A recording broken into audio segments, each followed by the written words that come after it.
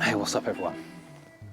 Do you remember me sitting here maybe 4 or 5 months ago next to a beautiful, gigantic Aeonium cyclops?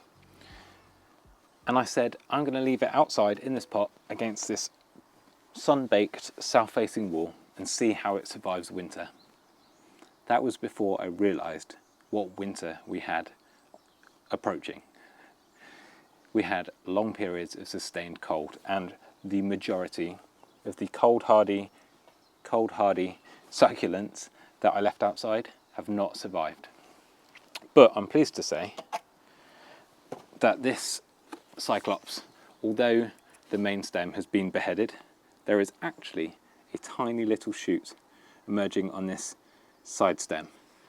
So although it's not at like a slug in full glory, I'm a gardener and I just did that, and I'm going to put it on YouTube.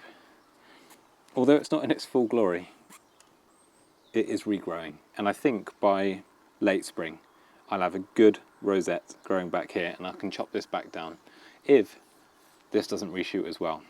But not all is lost. I had this side shoot that you can see here, and I took cuttings. This is one of those tiny little cuttings that's been growing away in the greenhouse in this tiny 9cm pot in winter. And this is exactly what I try and advise you to do.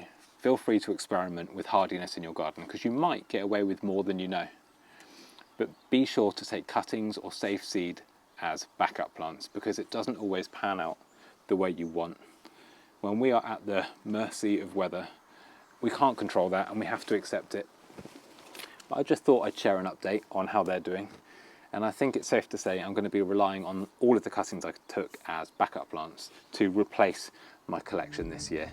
Lesson learned, they can't take sub-zero temperatures for long periods of time.